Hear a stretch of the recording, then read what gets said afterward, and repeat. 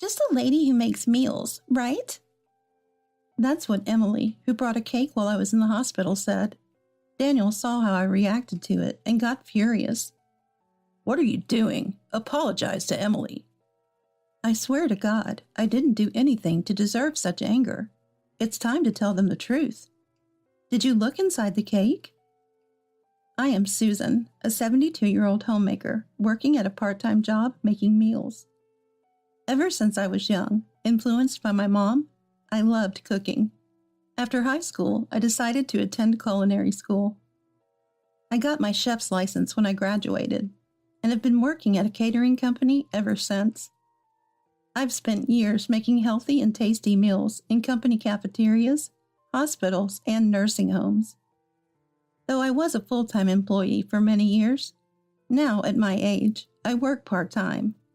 Still, I'm happy to keep working, doing what I love, cooking.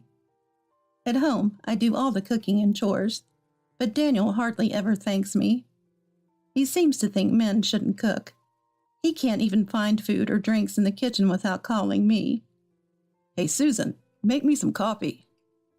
Right. I told you where the coffee beans, pot, and cups are, didn't I? That's something you should do, Susan. He's so proud of being a former division head at a top company, but he'd be helpless with household chores if anything happened to me. We have 2 kids, our eldest son Lucas and our daughter Cindy. Lucas got married 2 years ago.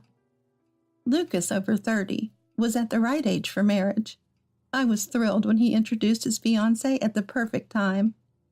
He wanted to introduce her earlier, but ended up registering their marriage on her birthday due to schedule conflicts. Lucas had always been responsible, and I'm not about to start criticizing his choice of a partner at my age. On the promised day, we finally met her at our house. She was slender, petite, with big eyes, a stark contrast to Lucas. Emily, Lucas's wife, lived in her parents' house until now, working since graduating from junior college. Dad and Mom were strict, never let me live alone. I'm new to housework, but I'll do my best. Her high-pitched voice and fluttering eyelashes as she looked up reminded me of a TV idol. Right after she finished, Daniel's voice, unable to hide his joy, rang out. That earnestness is wonderful. Just be yourself. Her earnest and cute demeanor immediately won Daniel over, even after just one meeting. Her cuteness and earnestness, something I don't have, must have been refreshing for Daniel, but it gives me an uneasy feeling. For a while we talked about Emily's student days, her career, and how she started dating Lucas. But then the mood suddenly changed. Susan, what happened to your hand? I cut it a bit at work, maybe because I was rushed. That looks painful. Speaking of being rushed, what do you mean? I work as a chef part-time. Even though I'm this age, I moved from a full-time to a part-time job, but I still work full hours. When Emily learned I worked as a chef, her expression was indescribable. Part-time as a chef? So you're like people who cook in cafeterias? Yeah, like a cafeteria worker. As I laughed off Emily's comment, Daniel started teasing me. Susan's always cooking, at home and work. It's crazy, right? Just a woman constantly making meals. Daniel probably thought it was funny. Normally, Lucas would chide Daniel, but he was in the bathroom, leaving no one to stop Daniel's prattle. I was so taken aback, I couldn't say a word. Then, to my surprise, it was her who made things worse. Just a person who cooks meals, that's true. I only cook for my beloved Lucas, so it's fine. Her words shocked me, and I was speechless. But she casually continued talking to Lucas when he returned from the bathroom. I was just hearing about it, but Susan's such a hard worker. I'll take a leaf out of her book and do my best, too. Even after Lucas and Emily left in the evening, I couldn't shake off the feeling. The way they belittled the job I've been proud of for decades. The facade they put on in front of Lucas made me slightly uneasy. I thought Lucas and Emily, and we as a couple, were on good terms. We would give them souvenirs from trips, share extra dishes I made. We even celebrated birthdays with nice dinners. But the more I interacted with them, the more irritated I became with Emily. We're connected as friends on social media, and even her posts bother me. In a post about celebrating Daniel's birthday at a restaurant, I was unnaturally cropped out of the pictures. She even posted about the plum wine and cheese I made as if they were her creations. Annual plum winemaking. Looking forward to drinking with my husband. The cheese should be right by now. Made it with love, so it must be delicious. Emily, as a meticulously living homemaker, is gaining followers. Her posts quickly attract many comments. I was staring at the screen, filled with comments praising Emily. Surely no one realizes that she's claiming someone else's work as her own. Isn't it embarrassing to blatantly lie about making something yourself? I thought it over, but decided it didn't really affect me, so I should just maintain a polite distance. However, I soon realized Emily was more dangerous than I thought. I had some concerning results in a health checkup and had to see a specialist at a major hospital. They diagnosed me with cancer, and I had to be hospitalized for tests and treatment. I'm going to be in the hospital for a while for cancer treatment, so please take care of the house. How convenient for you to just decide to be hospitalized and leave the house stuff to me. How can he say such a thing when his wife is ill and going to the hospital? But arguing with Daniel would only cause more trouble, so I held back. Don't say that. I'd be happy if you could visit me sometimes. Who'd bother to visit you? I don't know the first thing about running the house.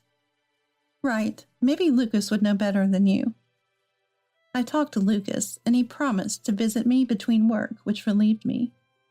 Since there were still a few days before Lucas's visit, I decided to gather the laundry and other things I needed help with. Then someone opened the door to my hospital room. I heard from Lucas and was worried, so I came to visit. Emily came into the room, holding a white box from a cake shop near the station. Oh, Emily, you're busy too. I feel bad. Thank you for visiting. Lucas is coming next Sunday, but Daniel hasn't come at all. I'm happy you came. Emily smiling, placing the white box on the table. Get well soon. I bought the cake you said you liked, so please eat some. Thank you. Let's eat it together. But Emily, waving her hands lightly, started preparing to leave. I have some errands to run, so please enjoy it, Susan.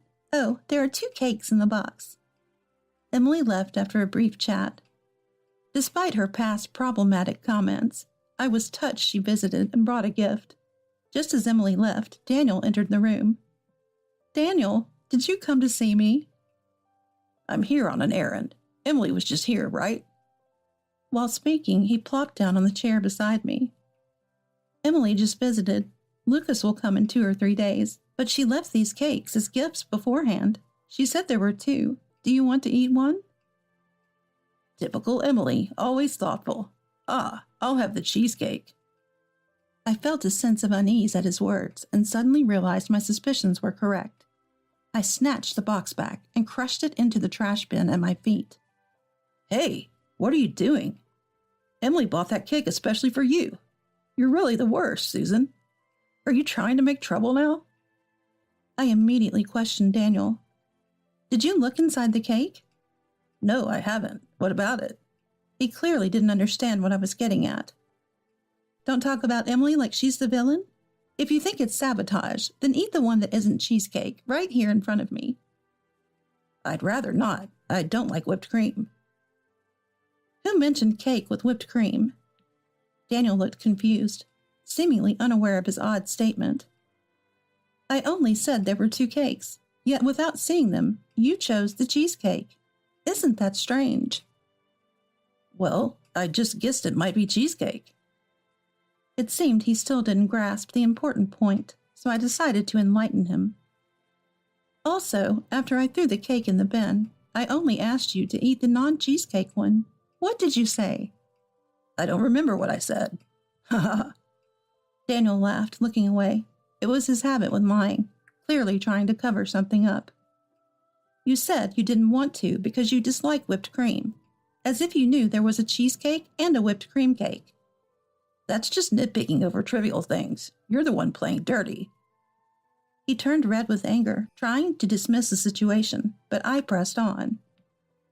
You haven't opened the box or seen its contents, yet you knew what was inside. I figured out that you already knew what was in it. Don't be ridiculous. I didn't see Emily buy the cakes. I absolutely know nothing. You can keep denying it. Just try the non-cheesecake one. If nothing's wrong, I'll apologize and deeply regret accusing Emily. Upon hearing deep apology, Daniel's eyes lit up, thinking he had an opportunity to turn the tables. But this wasn't the end of what I had to say. If there's something wrong with the cake, you'll call Emily right away. I retrieved the cake box from the trash and opened it. Inside, just as Daniel said, were a cheesecake and a fruit cake covered in whipped cream. The fruit cake with a lot of whipped cream was a bit crumbled, but still fine for a taste test. I placed it on a paper plate and handed it to Daniel with a disposable fork. As soon as Daniel took a bite, he grimaced and muttered quietly, "Ugh, salty, terrible." The cake is salty, right? I knew it. Now, as promised, call Emily here right now, and don't say anything strange to her on the phone. True to my word, I had Daniel call Emily to the hospital room. Reluctantly, he dialed her number, but his usual cheerful demeanor nowhere in sight. It's no fun for him with me, seeing through everything, watching over his shoulder. He looked like a henchman reporting a failed mission to a boss character. While I was thinking this, Emily soon entered the room. "What's the matter? I rushed over after Daniel's call. Did I forget something? I can be so absent-minded. Sorry." Emily seemed unaware that I had caught on to her plan. I pushed the box with the cake she had bought, now retrieved from the trash, towards her. "Yes, you forgot something. This cake was meant for me, right?" "Of course. I remembered you saying that you loved cakes with whipped cream." "You knew about my taste disorder due to cancer treatment, didn't you?" Emily looked genuinely surprised, covering her mouth with her hand. "Was that the case? I had no idea." She still seemed to be playing dumb, so I decided to corner her. "Daniel said this cream is salty. Did you know that too much salt is bad for my treatment?" It was then that Emily finally realized her plan had failed, glaring furiously at Daniel. Seeing no point in attacking her accomplice, Emily seemed to be trying to concoct an excuse. "That's strange. Salty whipped cream? Oh, I know the bakery must have mixed up sugar and salt. I'll talk to them, don't worry." "So you didn't know about the taste disorder, and the cake is salty, that's your excuse?" "It's not my fault. I didn't know, right? If you keep attacking every mistake, people will hate you. I'm sorry. I don't have the cooking knowledge like you. I'll take my leave now." Emily tried to leave the room, but I quickly locked the door and leaned against it to prevent her from leaving. "That's something the victim says, not you. You're going to talk to the bakery? After bringing a homemade cake in a bakery box, what will you tell them?" "So what then? Do you never make mistakes? Amazing. I respect that." Emily's tone was provocative. Engaging in this fight would only disrupt my plan and be a loss for me. I operated the tablet lying on my bed, opening the search engine. The search history displayed terms like cancer treatment interference food, salt accelerates cancer, taste disorder salt. It's odd. This tablet has search history I don't recall making. "Are you sure you're not mistaken, Susan?"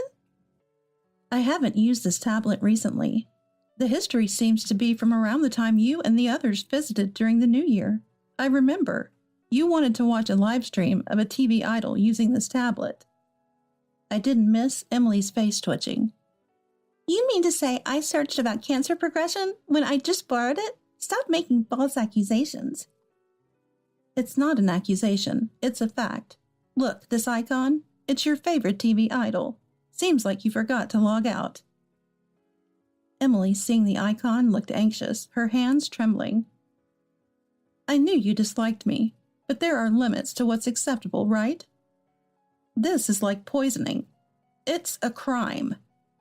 Emily, labeled a criminal, became furious. "I did nothing wrong. You have always been nasty to me. I just showed you that being able to cook doesn't mean you're superior. Be thankful. I couldn't recall bragging, nor did I talk much about work or cooking with Emily. A few times I brought homemade cheese and side dishes with me. I never intended to boast. If my stories made you uncomfortable, I apologize, but that doesn't justify your actions. Emily lost her composure in the hospital room. You don't get it, old woman. Think you're so great just because you can cook?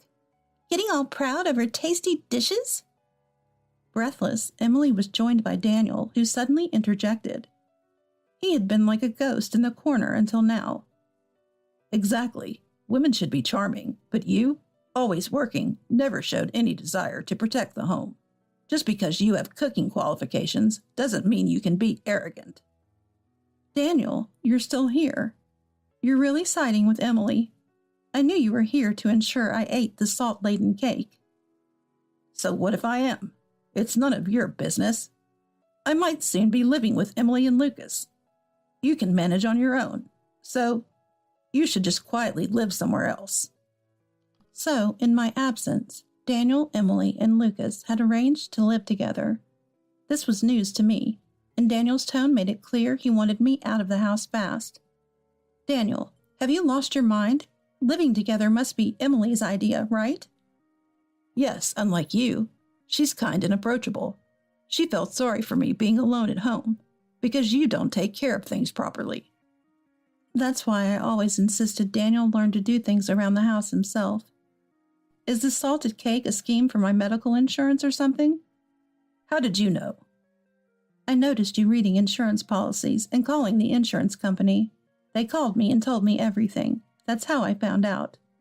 The thought that Daniel and Emily planned to extend my treatment for insurance money, intending to live together with Emily and Lucas, was horrifying. I was lucky to discover their plan through the search history and the call from the insurance company. What if I hadn't noticed? I shudder to think. Lucas, unaware of Daniel and Emily's scheme, was appalled at their malice towards me and my treatment, and decided to divorce Emily. She complained a lot about not wanting to divorce. But Lucas was firm in his decision, understanding that staying with her could lead to unpredictable outcomes. He couldn't forgive her casual attitude towards her actions and did not rescind the divorce. After successful cancer treatment, I was discharged from the hospital. I couldn't overexert myself, but I managed to return to my part-time culinary job. Being in a dispatch company, my workplace varies, and my first assignment post-recovery was at a regional hospital. While preparing today's breakfast, I noticed many comments about the special menu. Is this name familiar to you? The food tag had a familiar name, though the surname was different. Soon, I discovered Emily was hospitalized there. Following the divorce, her mental balance had been disturbed, leading to her hospitalization. She's become notorious among the staff for complaining about meals and daily life. When delivering meals, I encountered Emily arguing loudly with a staff member. So it's true. You're just a lady who makes meals. This old lady got me hospitalized. Why not admit her instead? Still talking nonsense, Emily. I have work to do and can't spare time for you.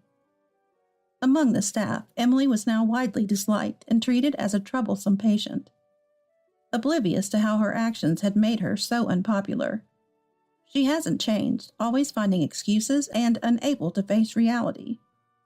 With the divorce, Daniel and Emily's plan to live together fell through. Despite the initial plan to live with Lucas and the divorced Emily, it would have been awkward for Daniel to stay as before. He seemed uncomfortable. Lately, my eldest daughter, Cindy, now with more free time, occasionally visits, which makes me happy. The most significant change, however, is Daniel starting to learn household chores. With Cindy's help, he's caught between us, learning the ways of housekeeping. It's essential for him to be self-sufficient, given the uncertainty of the future. Educating my husband at this age is more challenging than expected, but it's necessary for both our futures. When making a pot au feu, you cut the ingredients, brown the meat, sauté the onions until translucent, add wine and canned tomatoes, simmer, and season with salt and pepper. I never knew making a pot au feu took so much effort. I was wrong to say you took shortcuts. That's okay. You didn't know, but you can learn now. Daniel is starting to appreciate how easy he had it and how challenging household chores are. He's even begun to express gratitude. I hope to rebuild a good relationship with him and return to a life that feels truly ours. A little kindergarten boy I know was begging to eat the dessert his mother had ordered. My tiny grandson, sitting right in front of me, should be around the same age as him. Despite having a kid's meal in front of him, his tummy was growling, indicating he was hungry and wanted to share his food with his mom. My name is Elizabeth, and I am 65 years old. My husband, Jason, of the same age, works as a private taxi driver, and I am employed in a company cafeteria. We live together, just the two of us, but we used to live with our only daughter, Alice. Alice was a good-natured child, but she was a bit shy and quiet, and even when she turned 30, she was the kind of girl who didn't have a boyfriend.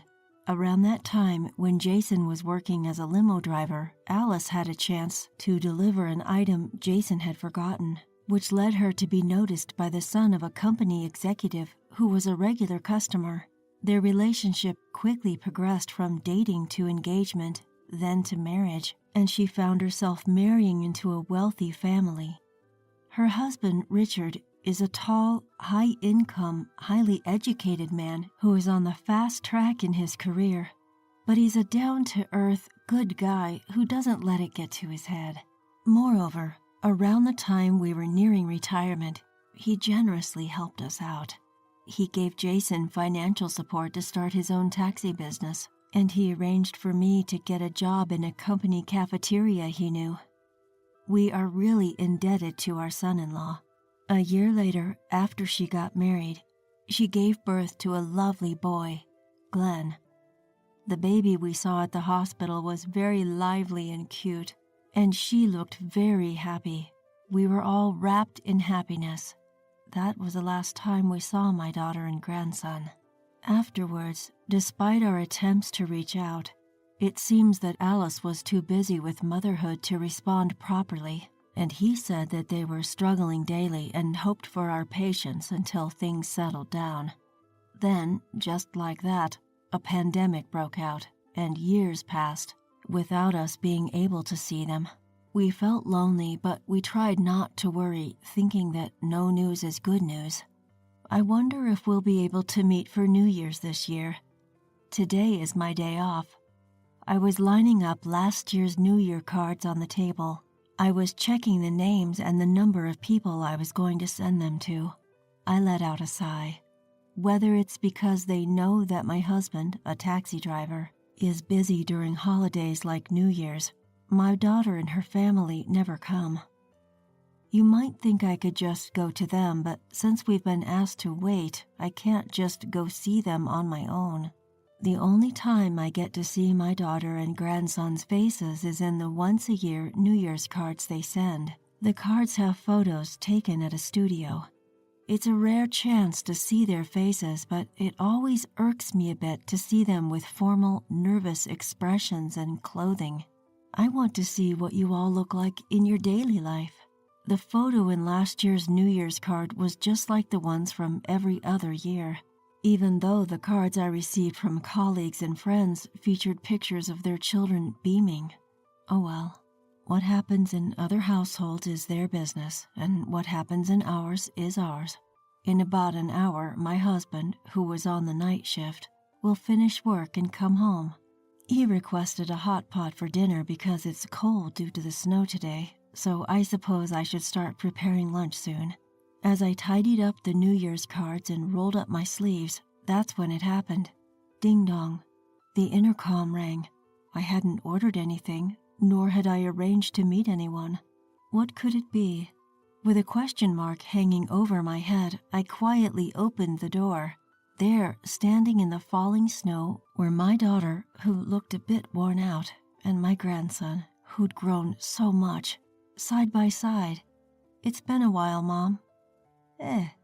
What are you doing here all of a sudden? If you were coming, you should have told me. Well, come in anyway. It's cold, isn't it? I invited them in and closed the front door. There were many droplets of water on their shoulders. As I handed them a towel and beckoned them inside, that's when it happened. She placed her hand on the entrance frame and bowed her head so low that it seemed like it might scrape the floor. What are you doing? Please, Mom, I need you to look after Glenn for a while. Eh? The unexpected words caught me off guard. After asking again, it turned out that her husband was working remotely and he found it distracting to have a small child around. She wanted me to look after him until his working days were over. Don't blame it on the child. I found myself raising my voice and quickly glanced at my grandson. He stood stiffly, his eyes downcast, as if he hadn't heard.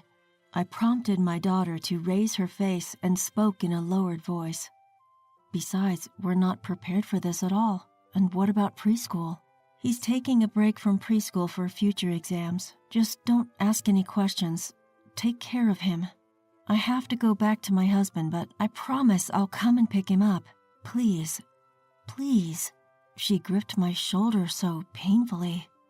She's so desperate. Feeling a sense of incongruity at Alice's behavior, I decided to take care of Glenn if she was begging like that. Thank you, Mom. Her face brightened and she hugged her son with a relieved expression. We'll come pick you up when we've settled down. Until then, stay here with your grandma and grandpa. It's okay. They're both very kind people. After comforting her son, she bowed to me again and left. Alone with my grandson, I knelt down to bring my gaze level with his. I asked in as cheerful and friendly a manner as I could. It's been a while, Glenn. You've grown a lot. How old are you now? I'm 4 years old now, he replied in a small voice, still expressionless. Oh dear, he must be nervous. Can't be helped. We haven't met since you were a baby. Come on, it's cold at the entrance. Come in. Yes, he said nervously. He entered the living room with a restless look. Sit anywhere. I'll bring you something warm. Is hot milk okay? Yes, but please don't trouble yourself. He used formal language. I tilted my head at his grown-up phraseology. As I warmed the milk in the microwave, I put a tea bag in my mug and poured in hot water. Returning to the living room with the 2 mugs, I was surprised to see him sitting on the floor with his backpack rounded. Hey, the floor is cold, isn't it? Come, the sofa is open. This is your mom's childhood home, so it's also your home. Make yourself comfortable, okay? When I handed him the hot milk, he said, "Thank you," and timidly sat down, only half sitting on the edge. I wonder how I can make him relax. As I thought hard, my gaze fell on the backpack at his feet. Hey, did you bring a change of clothes? May I take a look at what's inside your backpack? There might be his favorite toy or something inside. It could be a conversation starter. When I asked with a smile, Glenn handed me the backpack. Does that mean it's okay to look inside? There were a few sets of clothes, underwear, important items like health insurance cards and a mother and child health handbook in the backpack. There were no toys, but instead there was a pencil case and 3 toddler activity books. That's impressive. Are you working hard on your studies? Maybe his grown-up way of speaking is for school applications? My admiration made him nod slightly, biting his lip. I have never experienced elementary school admissions. I would think that it's enough for a child of this age to be able to write alphabet letters, but judging from his reaction, I guess not. I grimaced at the indescribable heartache. As soon as I impulsively reached out to pat his head, he visibly flinched. Seeing him turn his face away from me, shrink in an attempt to protect his head, I withdrew my hand. Oh, I'm sorry. It's scary when someone suddenly tries to touch your head, isn't it? I can't help but force a smile. He nervously looked up at me and muttered, "I apologize," in a small voice. Oh, I'm the one who should apologize. I'm sorry I startled you. You look like you've been out in the snow, so let's get a bath ready. I'll make lunch now. You can relax and do as you like, okay? As he slowly stood up, he nodded in silence, and as soon as I left the room, he started working hard on his activity book with a rustling sound. Seeing him like this, I can't help but frown. I wonder what kind of life my daughter and him have been leading. From the way he talks to the contents in his backpack and his attitude, it all makes me uneasy. Is it the pressure of school admissions? Anyway, I can't bear to see him so tense all the time. I'm going to be living with my adorable grandson for a while. I would love to see his innocent smile. I decided to change the lunch menu on the spot. I fried the shrimps I had bought, stir-fried the chicken and onions with rice, and sweet glaze for the carrots. As I was doing this, a voice announced that the bath was ready. I stopped my hand and called out to my grandson. "Glenn, the bath is ready. The activity book. You need to take a bath and warm yourself up first."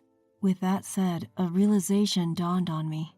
Wait, can you take a bath by yourself? Can you wash your own head and body?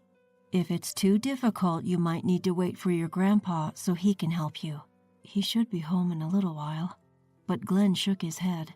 "No, it's okay. I can take a bath by myself."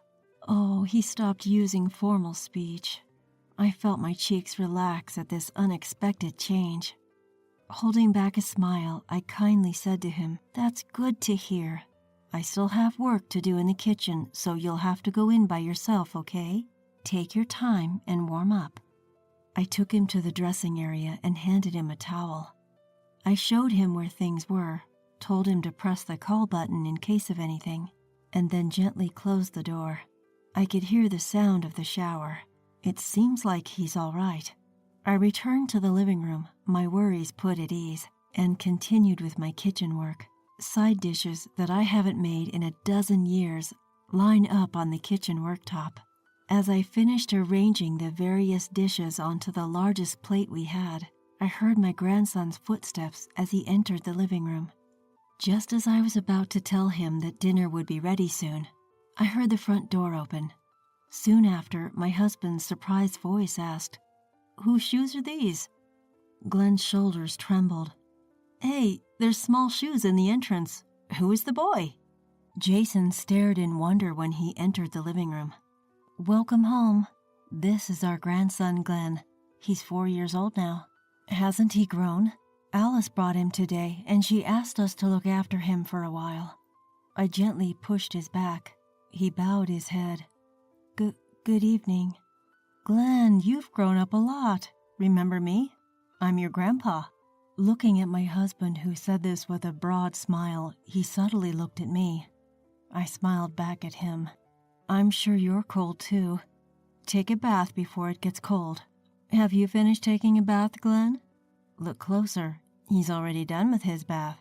After quickly sending off Jason, Glenn stared at us with a dumbfounded expression. And then, as if he let his guard down, he smiled softly. See, he's just a boy his age when he smiles. I seated him on a chair, and when I placed the plate and soup in front of him, his expression brightened. "This is..." "It's Grandma's special kids' lunch. Enjoy." It's a unique kids' lunch made with the skills I acquired from working in a diner. I even made a little flag to put up on the fried rice while he was in the bath. He immediately picked up the fork, and the moment he was about to take a bite, he paused as if he realized something. Then, with a frown, he asked me, "But I haven't done the drill yet, and I haven't got a perfect score." Huh? I didn't understand what my grandson meant, and I was at a loss for words. Soon, my husband came out, wiping his head. "Oh, it's a kid's meal. Looks tasty. Are you going to eat?" "Ah, yes, studying is important, but a child shouldn't go hungry." Glenn, upon my husband's encouragement and my gentle words, our grandson slowly took a few grains of rice to his mouth with his fork and muttered, "Delicious," as if relieved. Just when I was relieved, my husband whispered something from behind me. "Hey, you haven't hurt yourself or anything, have you?" "What?" This was out of the blue. What is he talking about? "I'm as fit as a fiddle. I don't have a single crack on my skin." After all, if I hurt my fingers, it would affect my work, so I'm very careful. Well, that's good then. While I was puzzled by my husband's forced laugh, I started preparing his meal. Afterward, we three gathered around the dinner table, but our grandson was nibbling on his food with restraint. If it's too much, you don't have to force yourself, okay? Well, it's not that. If you eat slowly, you get full with a little amount, right? I always share and eat like that with Mom. I know. The food is so good. I want my mom to taste it. Share with Mom. My husband stood up quickly and walked out of the room, leaving me unable to understand Glenn's words. Jason? I hear his voice talking to someone in the distance. After a while, he came back, clutching his smartphone. Then he beckoned me to a corner of the room. What's wrong? I called Alice's house. That's unusual. He hardly ever calls our daughter. I dialed the landline, glad that she answered. What does he mean? Before I could ask, my husband continued with a serious look. Listen, don't raise your voice about what's about to happen. Just stay calm. I didn't understand, but I felt a cold sweat running down my back from the intensity I had never seen in him before. With a smile, he kneeled next to our grandson and said gently, Glenn, do you love your mom? He nodded slightly. Then, do you love your dad? As soon as he asked that, Glenn bit his lip, looked down, and started trembling. Glenn. When I rushed over, he looked at me as if he was desperate for help. I understand. I'm sorry, Glenn. Your grandparents are on you and your mom's side. It's okay. Let me roll up your shirt a little. My husband rolled up his shirt. Seeing the numerous painful marks scattered on his soft skin, I swallowed my scream that was about to burst out. So many welts and scratches. Furthermore, blue and red bruises were scattered all over. My husband exhaled quietly and asked, holding his grandson who was tense and rigid, Was it your dad? Without uttering a word or nodding, he just let out big drops of tears and sobbed. I realized that was his answer. I couldn't believe this was happening. I was shocked by the unbelievable reality. Hurry, let's go. When I looked up at the sound of Jason's voice, he had already put on his jacket and was holding his wallet and car keys. Bring me last year's holiday card. We are going to Alice's place. In a flash, my husband was getting into the car. Listen, it's the same with taxis. When you're alone in a private room with a dangerous client, you lose if you confront them head on. Here's the plan. While checking the address and map, he gave me instructions. The problem was what to do with our grandson. Considering the circumstances, I was debating whether or not to leave him at home, but he got into the car himself. Going to Mom's place. There was a certain determination in his eyes. It is certain that my husband is an experienced driver. After confirming the address on the holiday card, he drove off smoothly without even inputting it into the GPS. During the ride, our grandson clenched his fists tight. It seemed that the trigger for my husband's suspicion was the trash bin in the laundry room. He found it strange to see a large amount of bandages discarded. Then he became sure after observing Glenn's behavior. When he called our daughter, she seemed restless and hung up quickly, saying she was busy. Don't you think that's strange? Even though we're the real grandparents, it's basically our first meeting, and it's the first day we're taking care of him. Normally, if I contacted her at such a time, she would think that something had happened and ask about the current situation or express concern for her child. When he said that, it made sense. Judging from the state when we took him in, our grandson didn't seem to be scared of our daughter, and judging from her attitude, it doesn't seem like she left him with us because she found him annoying. I've told Alice we're coming over now, so she should leave the front door unlocked. Our daughter, who doesn't even have a driver's license, had made the long journey to our house, which is probably an hour by car, by changing buses and trains in the cold, snowing weather. Moreover, her son barely knows us. Just with that, I felt as though I could understand how isolated she must have felt. At the same time, I shivered at the memory of that seemingly nice son-in-law's face. How dare he does that to such a small child? The first time I visited my daughter's house, it appeared twice as large as ours, with an impressive gate that seemed to herald a grandeur beyond. When my grandson waved his hand near the sensor on the gate, it opened slowly. The front door was not locked. I felt like I had caught a glimpse of my daughter's true feelings, something she had never told us in words. "Where did you take our heir?" A pang of pain shot through my cheek. "My name is Alice. The man raging in front of me is my husband, Richard. He was always a bit domineering, but when Glenn was diagnosed with a developmental delay at his 3-year-old checkup, he seemed to transform into a different person. It was because I didn't raise him right. After being blamed for enrolling him in a preschool that I chose randomly, our son had stopped attending due to Richard's meddling and was forced into homeschooling. However, he became increasingly frustrated when Glenn wasn't able to achieve the desired results, and he began hurling hurtful words. Something must have snapped in Richard's mind when I interrupted his strict education, which was beyond the scope of discipline.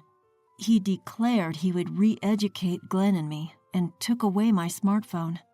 Then he began to use not only words but also his hands, and my son and I began living in fear of him. Upon hearing that remote work would start, we trembled with fear. Even now, when he goes out to work on weekdays, we are suffocating. But the idea of having the object of our fear in the house all day. While he was out, I secretly slipped out of the house and decided to take Glenn to the place where I feel the safest. I heard you had an important meeting, so I thought it would be rude to disturb you, so I left our son with an acquaintance. I made up an excuse I had prepared. It seemed to have taken a while for Richard to realize that Glenn was missing from home. Despite him being in the middle of remote work, he took the trouble to turn off his camera and audio to complain to me. From behind him, I could see his screen, and although I couldn't hear the audio because it was connected to his headphones, I could tell the meeting was still going on. "You're already at the bottom as both a wife and a mother, and you're doing whatever you want. Because you spoil him like that, he doesn't grow up at all." Richard's arm twisted with vigor.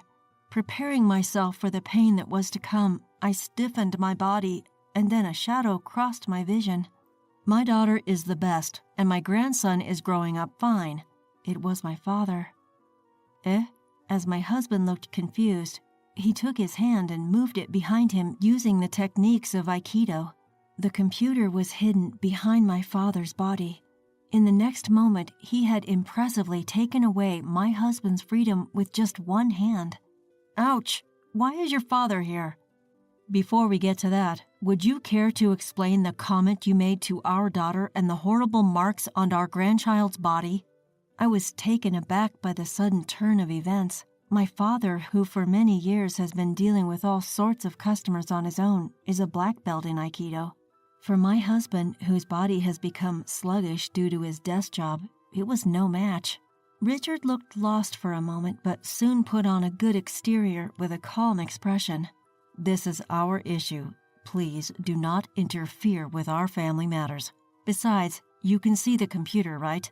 I'm in the middle of work, so please let go," he said without any malice. I sank down to the floor and Glenn ran up to me. When Richard turned his eyes to us, he showed a spine-chilling smile. "Hey, can you tell them that we should not involve in-laws in our family matters?" To us, who were emotionally and physically tortured, deprived of food and locked in a cold room, his words sounded nothing less than an order. "Dad, let go." My words slipped out, and my father slowly let go of my husband. I don't know when she came in, but my mother was standing next to my father with her arms crossed. Richard opened the room door with an insincere gesture and prompted my parents to leave. "Well, we should clear up the misunderstandings of you, but that will be for another day. First, you wouldn't want me to lose my current job, right? Please forget about today and go home. Don't take us lightly, all right?" "What?" "For us, these kids are more important than our jobs. After seeing our grandchild in this condition and experiencing such an attitude towards our daughter, there's no way we just go home." My mother took out her phone, tapped the screen, and the abusive language my husband threw at me earlier was played back. I've also taken photos of our grandson's body. I'm going to take these to the police as evidence. The blood drained from Richard's face at my mother's words. Police, isn't that overdoing it? It's just discipline. You call not feeding my daughter and degrading her humanity, causing your 4-year-old child's skin to be barely recognizable from the abuse, discipline? When I made a kid's meal for him, he said he wants to feed it to his mom. Despite living in such a grand house, you can't even provide a proper meal for your own family? Under a barrage of criticism from my parents, my husband was left speechless. Now's the chance. I plucked up the courage to open my mouth. We can no longer follow your way, Richard. Please, let's get a divorce. What?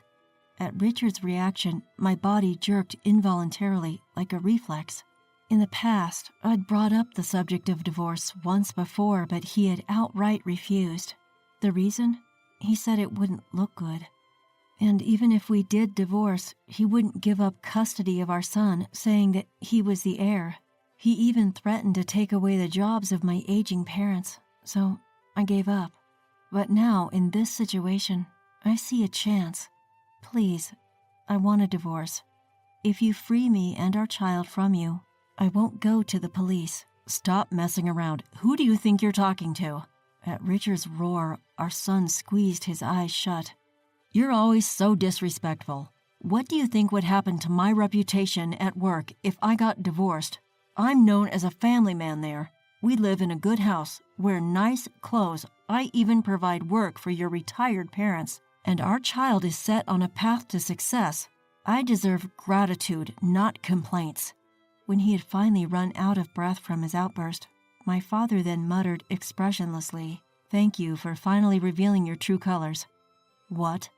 Didn't you notice? When my husband used his technique on you, he turned on the microphone and camera on your computer. What? At my mother's words, Richard hastily ran to his computer. In his haste, he tripped on the headphone cord and it unplugged from his computer. You could hear the conversation from the other side of the monitor. Everyone was sidetracked from their work discussion. No way. This isn't a prank, right? Isn't this bad? This is... Even though he tried to give an awkward smile to the camera and explain, it was too late.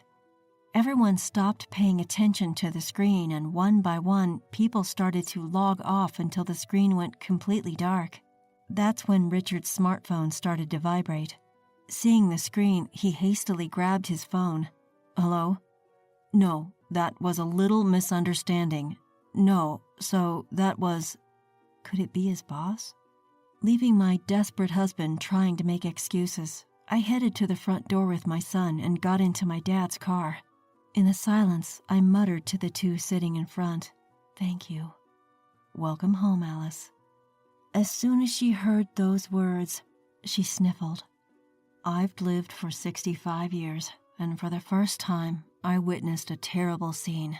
Yet the presence of the lovely children sleeping in the back seat warmed my heart. Later, we used the savings that my husband and I had accumulated to hire a lawyer, and my daughter's divorce was successfully finalized. In addition to the child support and property division, we were able to claim damages for the terrible treatment that Alice and Glenn had received. Afterwards, we were able to learn about the fate of my son-in-law through information from the lawyer. There were not only colleagues, but also many executives who could influence future positions at the meeting that day, and it seemed that his way to success was blocked because his true character was exposed.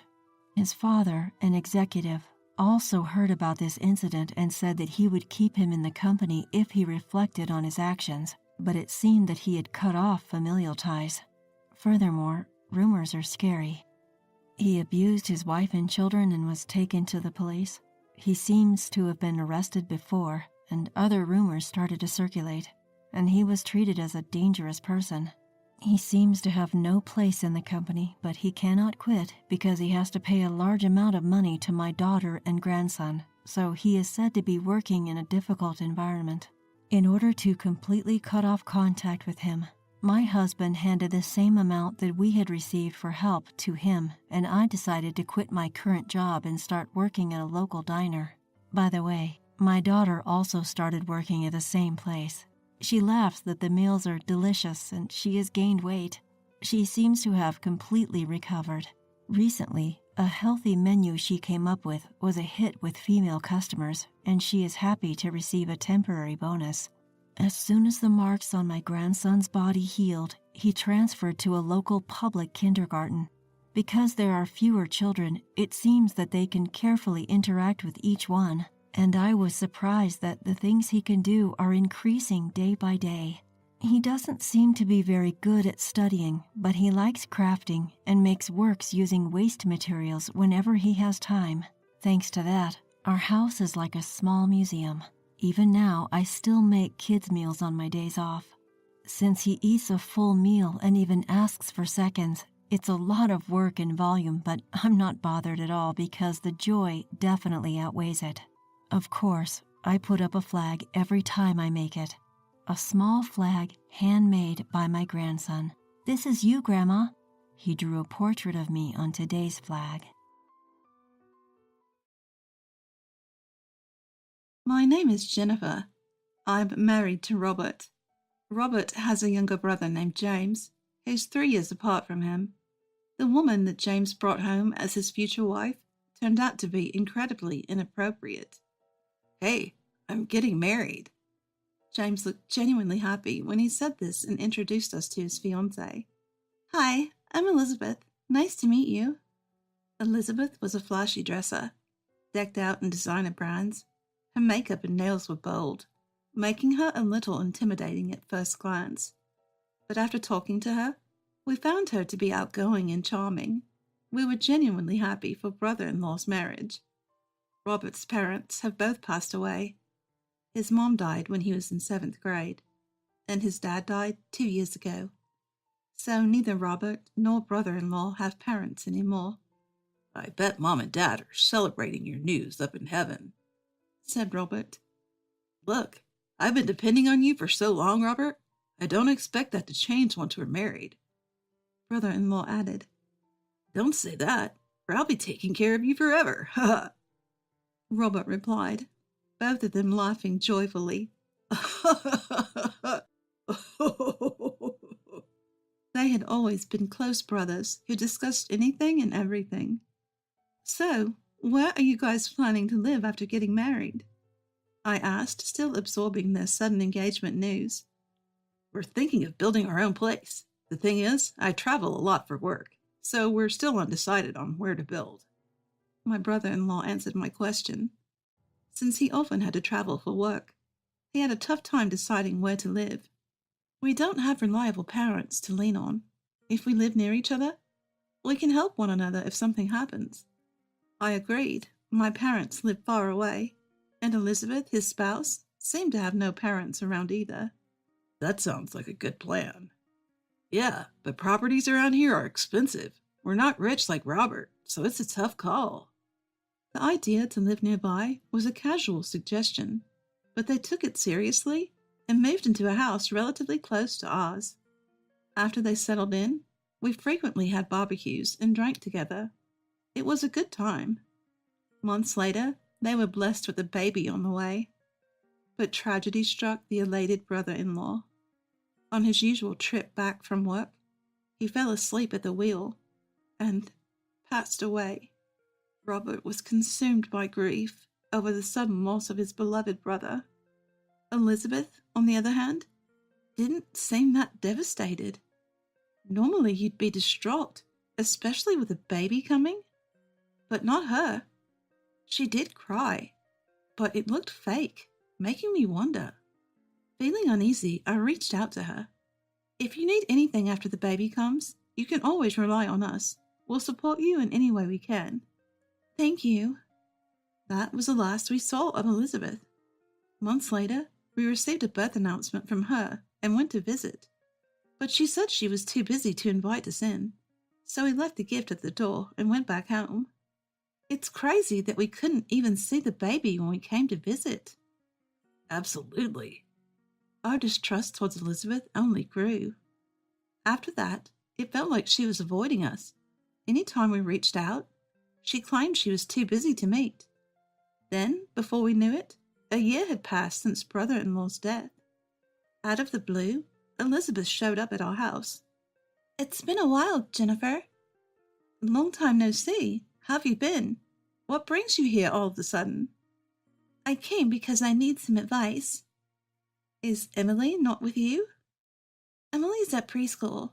Being alone at home with her all the time was driving me crazy, so I enrolled her right after she was born." "Oh, I see. Are you working then?" "Working? No way." "Oh, okay. Good on you for managing preschool then." "I got her in because I was diagnosed with depression after my husband's death. I got a doctor's note and everything." "Wow, didn't know that was an option." "Anyway, the reason I came today is that I need advice." "Right, what's going on?" Then Elizabeth's next statement left me shocked. "Would you mind paying our property taxes?" What? What? Property taxes? Where is this coming from? "We don't have money to pay the property taxes." "Why would you think we'd pay it for you?" "You said we could ask you for anything, didn't you?" "Well, yes, but..." "Plus, you guys were the ones who insisted we live on that land." "We never insisted." "Regardless, property taxes for that land are higher than other places, and it's really causing us problems." "Why don't you just work a bit and pay it yourself?" "I can't work." "I've even got Emily in preschool, based on the excuse that I can't work due to mental illness." "That's not our problem." "Please, if we can't pay the property tax, we won't be able to live in that house." "Look, I don't know all the details, so I'll discuss it with Robert when he gets home." "Please do." After showing up out of the blue and making such an unexpected request, Elizabeth left. When Robert got home, I told him about Elizabeth's sudden visit and her asking us to pay her property taxes. Of course, Robert was surprised, but he was also angered by her audacity. A few weeks later, we invited Elizabeth over to our house to discuss something important. We timed it so that her daughter Emily was at preschool, allowing the three of us to talk. Elizabeth arrived in a good mood. She probably thought we were going to help her with her property taxes. "Robert, it's been a while." Elizabeth greeted. "You seem well. I heard from Jennifer, but let's hear it from you. What did you want to talk about?" "Well, I hate to be a bother, but I came to ask for help with the property taxes." She admitted. "Why can't you pay them yourself? Is there a reason?" "I'm still dealing with emotional stress and can't work. And with a young child, I just don't have the money for the taxes." "So, you can't handle unexpected expenses?" "Exactly. The property taxes are way too high. After all, it was you guys who decided we should buy that house on that land, so it's your responsibility too. Help us out." "Why don't you have the money in the first place?" "I'm a single mom. It's tough. Survivor's benefits alone don't cut it. I'm barely making ends meet and can't handle sudden expenses like taxes." "You're lying about not having money," Robert retorted. "I'm not. I lost a breadwinning husband. Are you out of touch with reality?" You think I don't know anything?" Robert said something rather cryptic. Hearing those words, Elizabeth's expression changed slightly. "Whoa, you're scaring me, Robert." "You're getting more than just survivor benefits, aren't you?" "What are you talking about? That's all I get." She defended. "It's pointless to lie. I know everything. You're getting money from life insurance, too." Elizabeth remained silent. "My brother had life insurance, you know. He was insured for about $1,000 a month until about age 60. "So what? As his wife, it's my right to receive that money. You have no right to question me." "But you do get a good amount of money every month with survivor's benefits and the insurance money, don't you?" "It's still not enough for everyday living. We have a mortgage." "You've paid off the mortgage, haven't you?" Don't you also get various other forms of assistance? How do you know all this? My brother consulted with me about everything, especially financial matters, so I know it all. I see. But like I said before, I'm his wife and Emily is his daughter. How we use that money is none of your business. Fair point. But since money is coming in, you should manage it properly and pay your own taxes. Robert, you work for a big corporation and you're rich. Why can't you just help us out a little? You're being too stingy. Elizabeth still seemed unconvinced. Listening to this conversation, I finally understood why Elizabeth, even after losing her husband, continued to live lavishly without working. I can't complain. That money was something her late husband left for her. But Robert wasn't done talking. That's when I came to know an unbelievable fact. So earlier, you said the kid is James's. Is that true? What? What are you talking about? Of course it is. Well, that's good. Because if it's not, we have a big problem. Isn't that quite rude? I just lost my husband. Don't start accusing me of things. I, who had been silently listening, quickly interjected. That's crossing the line, man. But Robert continued. You see, my brother consulted me when he found out about the pregnancy. What about? He said that judging by the due date, there's no way the child could be his. What do you mean?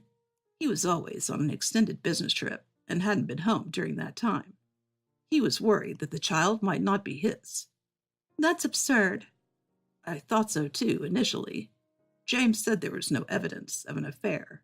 Then he passed away before we could gather any. So it was a misunderstanding, right? After James was gone, I couldn't shake off the thought, so I investigated. Investigated what? Whether you had been unfaithful, Elizabeth. My jaw dropped. Next to me, in a state of shock from his newfound information, Robert continued speaking to Elizabeth.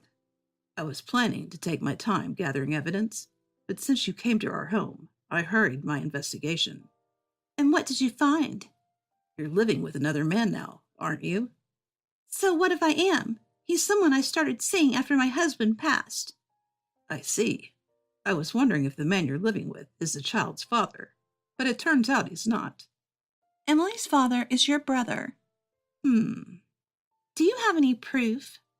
Sorry to say, I approached Emily and the man at the park and got a single hair strand from their clothing. That's creepy. I do feel a bit guilty, but it's for my brother. And what did you do with it? James is no longer with us, so I submitted the hair along with mine for a DNA test. According to Robert, even if it's not from the father, a close relative can provide enough genetic information for a paternity test. And Robert went on. The test showed that Emily is not James's child. Elizabeth looked down, unable to speak. And then she finally spoke, almost in a whisper. So, what does that mean? It's heartbreaking for James. Speaking ill of the dead accomplishes nothing. Maybe, but since my brother can't find justice, I plan to file a lawsuit against you and your lover for damages. What? What are you talking about? We're getting married soon. Oh, really? Well, that makes things easier. What does? Since the house is already paid off, you should just sell it. Then you can use that money to pay for both your compensations. Why should I? If you can afford the compensation, you're welcome to stay. But your fiancé doesn't work, right? How do you know that? You can get by without working now, but that changes when you're married. It's none of your business. That the conversation was far from over, and angry Elizabeth tried to leave. Robert spoke up. I'll handle the property taxes for you. I'll also start the process for selling the house. Angry Elizabeth stormed off and eventually sold the house just as Robert suggested. The house sold quickly due to its desirable location and being relatively new. Elizabeth paid the compensation with the money from the sale.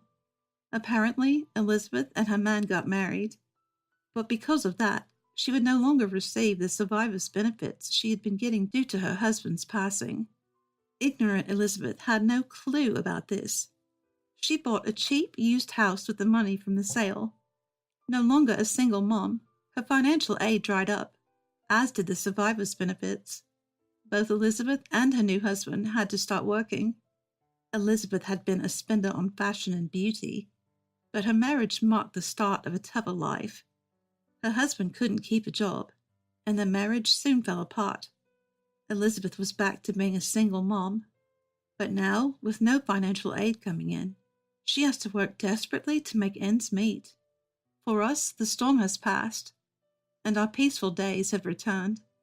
We were even blessed with a child we had longed for. I can't wait to meet the child that I will have with my beloved Robert. We will give our child the middle name of my late brother-in-law, ensuring that his memory will always be with us. Why isn't my son's wife here? Well, she's not family, so it's no surprise, right? She is probably off working some shitty job. At Mark's question, my mother-in-law Olivia chuckles as if to mock him, thinking it's a moot point. Following suit, Mark's son Johnson adds another comment and laughs gleefully. Surprised, Mark's eyes widen at the scene. Olivia explains to Mark the reason I'm not there, all while grinning. Hearing this, Mark's anger reaches its boiling point and a loud slap resonates through the hall. Mom! What are you doing? Olivia and Johnson have lost it. Mark shouts, filling the funeral home with his voice. I am Mia, a 40-year-old housewife married to Johnson for 15 years. Our marriage was happy in the beginning, but for the past few years, laughter has been scarce. The first 10 years were pure bliss. Olivia and I got along and my relationship with Johnson was good. But when I turned 35, tragedy struck. You have esophermia. Upon hearing the doctor's words, Johnson and I were speechless. 10 years of marriage and no children? Naturally, we were getting anxious. Was I the infertile one? So gathering courage, I convinced Johnson, and we both went to an infertility clinic. To our surprise, the issue was male infertility. We were too shocked to react. We discussed infertility treatment and future steps with the doctor, but realized that due to costs, my age, and potential risks, it may not be safe. Still, we had to decide whether to proceed with treatment. Go home and discuss this thoroughly, the doctor advised. That night, Johnson and I decided against the treatment. We had already been married for 10 years. I was past 30.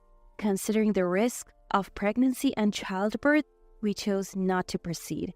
I would rather not have kids if it means losing you, Johnson said, so we abandoned the treatment. However, I didn't notice it at the time, but I didn't realize what Johnson was really plotting. Time passed, and when I was 37, Johnson suddenly proposed that we live with his mother. Mom's mobility is limited, and she's finding it hard to manage even simple household chores or shopping. Can we live together? I saw no reason to refuse.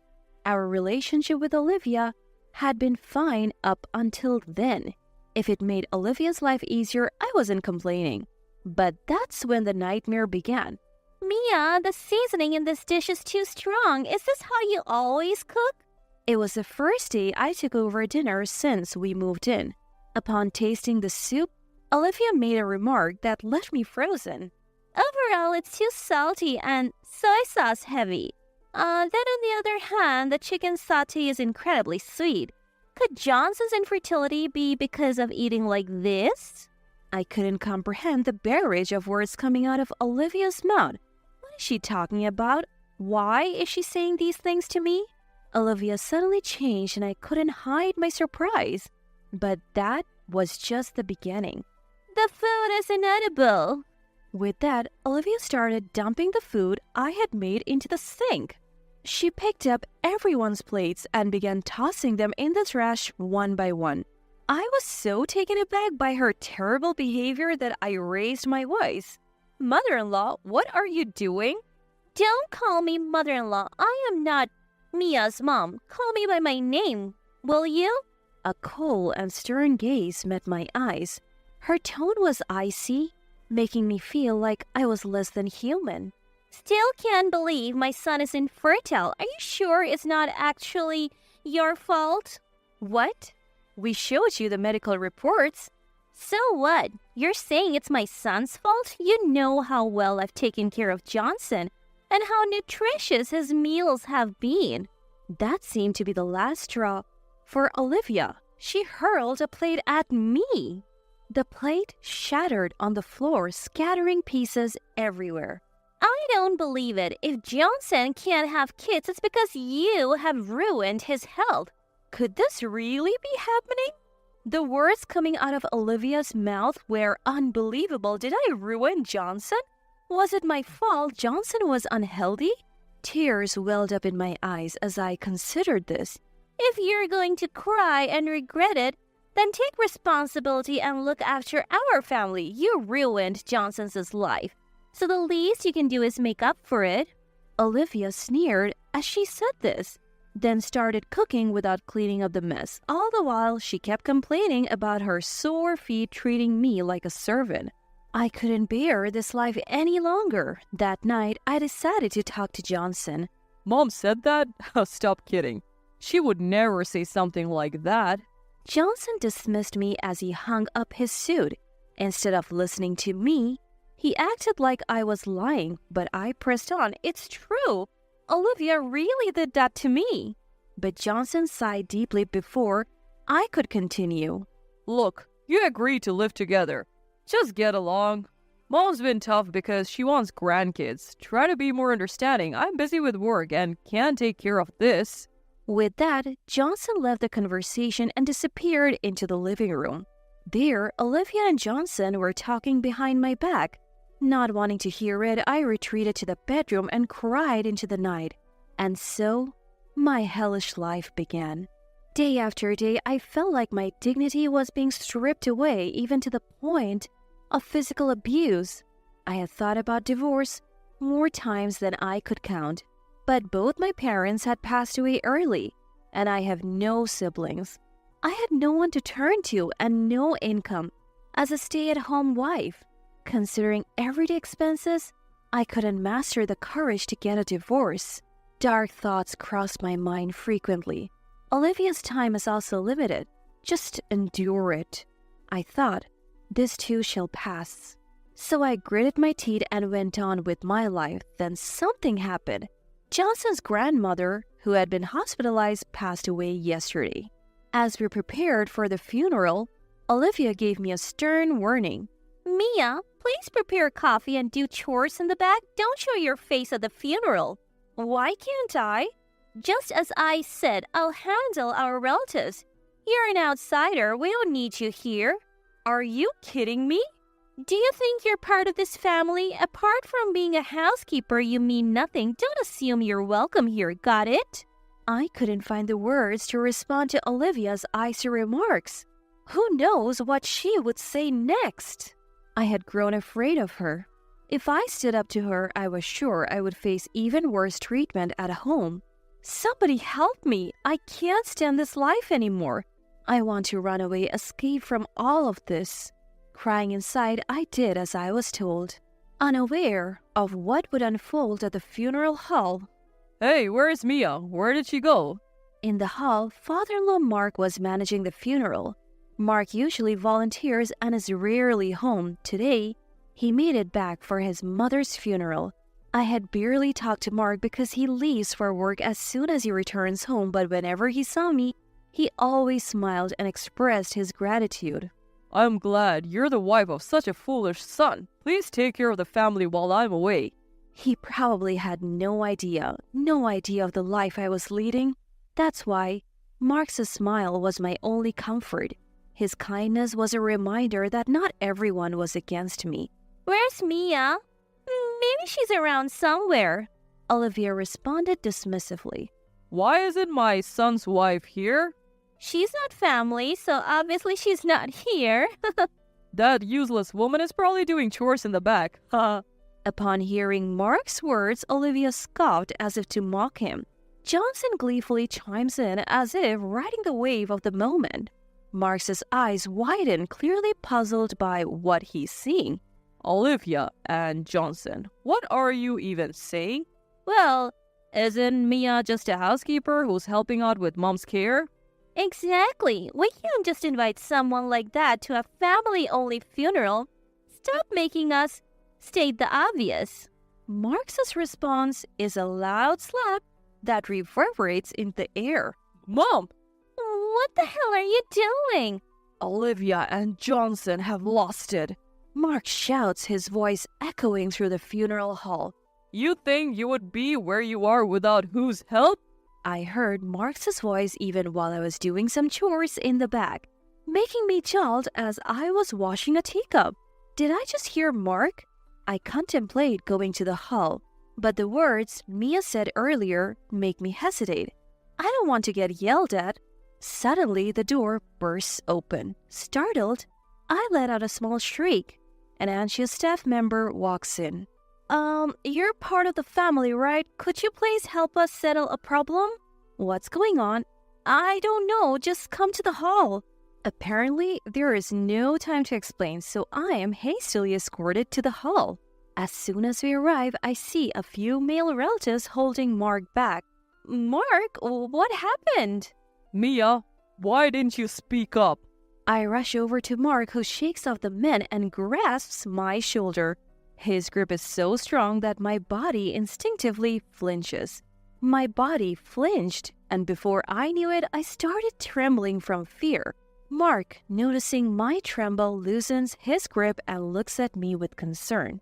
Upon closer look, Mia, why do you look like that? Has Olivia and Johnson done something to you? Mark? Mark looks at me with concern, not the anger I had anticipated. I also look up in surprise, and his warm gaze makes my tense body relax a bit. I'm sorry, Mia. I had no idea what you were going through when I was not at home. Still not fully understanding the situation, Mark bows deeply to me. I panic at the sudden turn of events and tell him to look up. Emma, a relative who saw this, speaks with concern.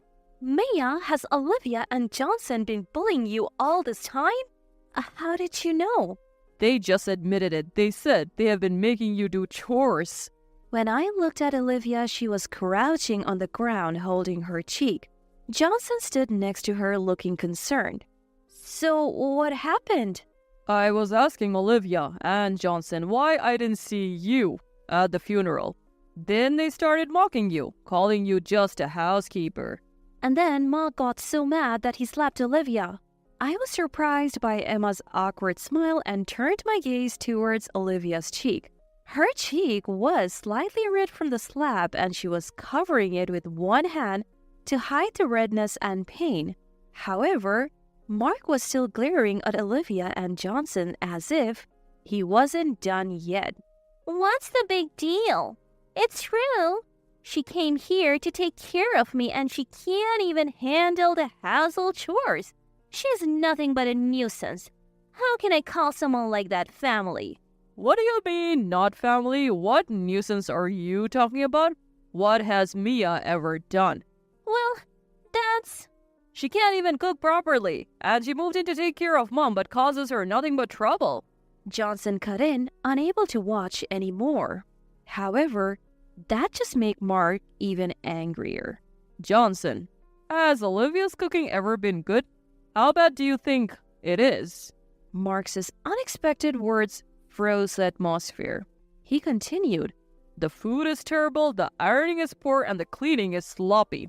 The only thing I'm grateful for is that she gave birth to and raised Johnson.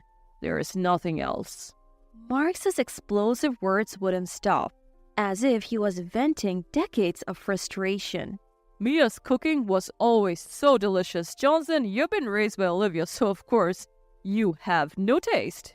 The public lecture unfolded in front of all the relatives. Olivia's face turned redder and redder with shock and humiliation. Johnson also blushed from shame and embarrassment, hiding behind Olivia. That our home is still standing is proof enough that Mia is doing a great job. Can you even be grateful for someone who can't have children? Well, it might not even be my fault. With that, Mark swung his fist down onto Johnson's head with full force. What are you doing? I never thought I would seriously swing a fist at someone at this age. Good thing I'm not 10 years younger. I would have cracked your skull. Saying that, Mark shook his fist as if to lessen the pain. The medical results are out. What nonsensical things are you saying? Well, maybe we can't trust that doctor. So, you want to get a second opinion? If the results are the same, how are Olivia and Johnson planning to take responsibility? As Mark screamed these words, Olivia looked too timid to retort. Johnson's wife is truly a good person. She has always been considerate since she came here. Even our grandmother appreciated her concern for her bad leg. Emma's kind words brought tears to my eyes. For the first time in my life, where it seemed no one would ever help, a glimmer of light appeared. Then Mark took a deep breath to calm himself and spoke. I am quitting my volunteer job and coming back home. I can't leave it to Olivia and Johnson anymore. I won't allow any more harm to come to Mia. Understood? With those stern words from Mark, Olivia and Johnson nervously replied, settling the tense atmosphere. After that, Mark quit his job and started staying at home. Don't worry about taking care of Olivia. I've got this. Use this time to focus on yourself. He reassured me, and since then, I have been able to have some me time, and my stress levels have dropped. Johnson seems to be scared of Mark, but he's become really kind to me too. Still, I can't help but worry about what would happen if Mark were no longer here. But it seems Mark had already thought of that, saying, if anything happens to me, you can count on our relative Emma. And Emma told me you can rely on me anytime, giving me the comfort of knowing I'm not alone, and I started to find my smile again.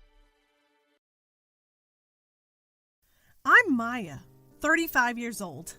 I work part-time to support my busy husband while also being a homemaker. My husband, Sam, is a bit older than me and is a laid-back kind of person. We've been together for over 6 years and we've hardly ever had a real fight. Both of us moved from rural areas to the city, so our parents live quite far away. I first met Sam's family when we went to formally announce our engagement. We didn't see much of each other after that because we quickly had our engagement and wedding ceremonies. There were no issues during that time. In fact, my mother-in-law Karen and sister-in-law Maribel seemed delighted, saying things like, "We're so happy our son is marrying such a lovely girl."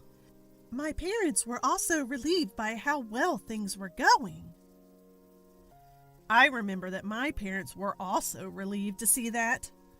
I thought I was getting along well with my in-laws, but I started to suspect something was off during our first extended holiday visit after getting married. Karen had called beforehand to ask, "I'd like to prepare some special dishes. Could you tell me what you like and dislike?" Touched by her thoughtfulness, I told her, "I love fish, but I'm not a fan of shellfish." However, the dinner on the first day of our visit was all about shrimp and crab, my least favorites. I was surprised but assumed Karen had misunderstood. It's not like I'm allergic. Sam even said, "Maya doesn't like shellfish, so let's have something else tomorrow." Karen apologized, saying, "I'm sorry I misunderstood when you told me over the phone." But while I was busy helping Sam with his crab, I looked up and saw Karen smirking at me. That's when it hit me. Was she doing this on purpose? After Sam's comment, no shellfish appeared during our stay. But neither did any fish dishes. Then came the next extended holiday. Again, Karen called to ask about my food preferences. Remembering last time, I said, "I like anything except shellfish." While shellfish was served, other dishes were also available, so it wasn't a big deal. But during our stay, I noticed other annoying things. Like the water heater being turned off while I was in the bath, or footprints on my boots. When I asked Karen, she gave vague excuses like, I didn't know you were in the bath. Or, I accidentally stepped on them. I wasn't convinced, but before I could say anything, Mirabelle, who's close to Karen, glared at me saying, "Are you saying Mom did this on purpose?" Behind her, Karen acted as if she were the victim. Even my usually clueless father-in-law Leroy said, "Is something wrong with Mom?" That's when I knew for sure. This was harassment. During the next extended holiday, I was reluctant to visit Sam's family. I told Sam, "Karen is being mean to me." "Really? My mom?" Sam, even more clueless than me, couldn't believe it. I remembered what Leroy had said last year. I think Karen won't like it, though. I had an idea to make the oblivious Sam understand. I'm going to call Karen now, so listen carefully to what I say. I called Karen on my mobile phone and put it on speaker so Sam could hear. "Hi, Karen. I've been feeling queasy lately when I eat beef. It would be great if you could avoid serving it during our next extended holiday." "All right." After hanging up, Sam looked puzzled. "Weren't you eating beef ribs just yesterday?" Sam still didn't seem to get it. Remember this conversation until the next time we visit home. Then came the long holiday weekend. The dinner table at my in-laws was extravagant. Steak, pot roast, beef stroganoff. The endless parade of beef dishes was disappointing, to say the least. But the one who looked stunned at the menu was Sam. It seemed he finally understood how Karen and Mirabelle had been treating me. "Wow, this is quite the spread," said Leroy, who was clueless. "I went all out," Karen replied. "Good for you, big bro. All your favorites," Mirabelle chimed in. Karen and likely co-conspirator Mirabelle exchanged knowing smiles. I was pondering how to address the situation when Sam beat me to it. He grabbed my arm and stood up. "Mom, so you really have been harassing Maya."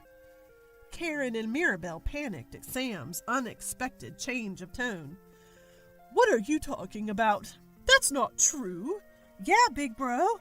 Mom prepared all this lavish food for your wife, didn't she?" "I heard you on the phone, Mom. Maya told you she can't eat beef. I thought it was a misunderstanding at first, but now it's clear you did this on purpose." Karen and Mirabelle's faces turned pale. "Let's go." "Oh, wait a minute." "Mom, Mirabelle, explain yourselves," demanded Leroy, usually so gentle and smiling, now glaring at them. Ignoring the shouting and crying, we left my in-laws' house. On the way home, a calmer Sam apologized repeatedly. We agreed not to visit his family for a while. Knowing how much he loved his kind mother and adorable sister, I felt that was enough.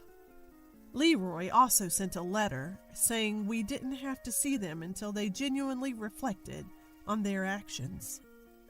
He even included gift certificates.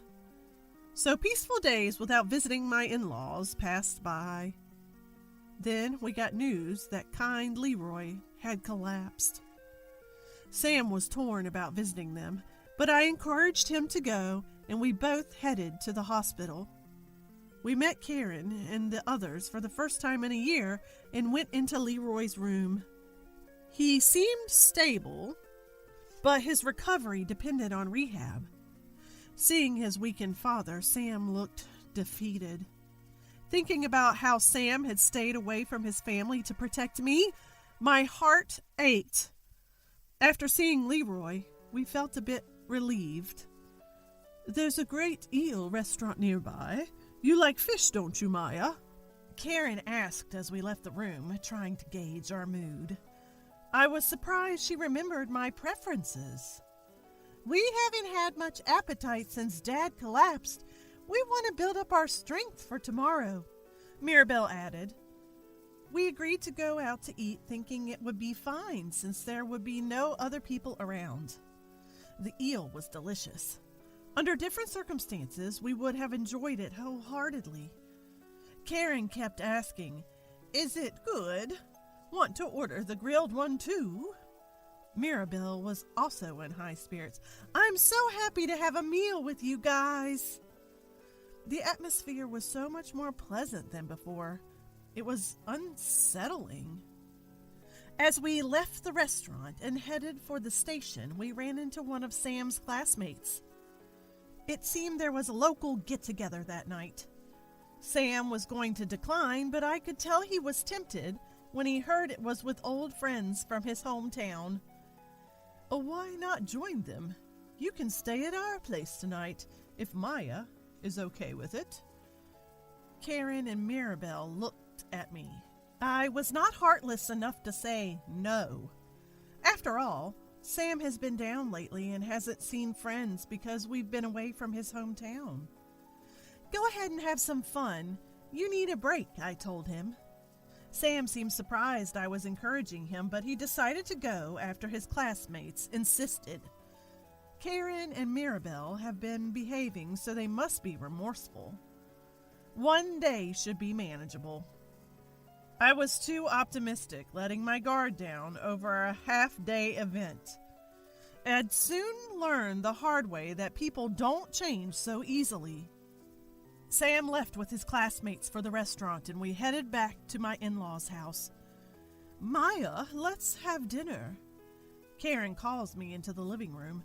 The food on the table looked fine, so I was relieved. "I forgot. I have a watermelon cooling outside. Could you bring it in?" "Oh, sure," I reply. I didn't feel like I was being used, so I agreed. I open the front door and head to the yard. There's a watermelon by the faucet, soaking in water and looking chilled. As I'm thinking this, I hear a click behind me. A bad feeling washes over me. I try to open the front door, but it's locked. "I didn't think we'd get a chance for payback so soon," a snide voice says. I turn to see two faces pressed against the living room window, grinning. Memories from a year ago flood back. These people haven't changed. "You tricked me! You're the one who tricked us. Was it fun monopolizing our son?" I just showed Sam the truth. "That's called being a poor sport. It's unfair to involve men in women's fights," Mirabelle says, smirking. If you're talking about unfair, 2 against 1 is even more so. "If you'd been more humble and apologized for that day, we'd let you in," Karen says, looking down on me. "Why should I apologize? I haven't done anything wrong." "But you kept my brother from seeing our dad. Isn't that cruel?" I'm at a loss for words. I had felt guilty about Sam avoiding his family to protect me. "If you want to come in, apologize for your past actions, listen to your mother-in-law, and clear up your husband's misunderstanding. Got it?" Karen says, then closes the curtain and leaves. I'm left standing there, staring at the lights in the house. Was I wrong? If I had been more tolerant, would Sam have seen Leroy more? Laughter comes from inside the house, as if mocking me. No, that's not it. If Karen and Mirabelle hadn't harassed me, neither Sam nor Leroy would have had to feel lonely. No matter how unpleasant they are, they're still Sam's family. I was willing to forgive if they showed remorse, but I've reached my limit. If they want to fight, then let's have one. To signal my counterattack, I rang the doorbell over and over. Karen, Mirabelle, open up! I yelled, pounding on the door. Of course, they didn't come out, but I sensed the door of the house across the street opening. I turned to see a kind-looking woman staring at me quizzically. I'm sorry for the disturbance. I'm their daughter-in-law. They told me to sleep outside tonight. The woman quickly helped me up from where I was about to lie down in despair. When asked to explain the situation, he weakly explains what happened so far.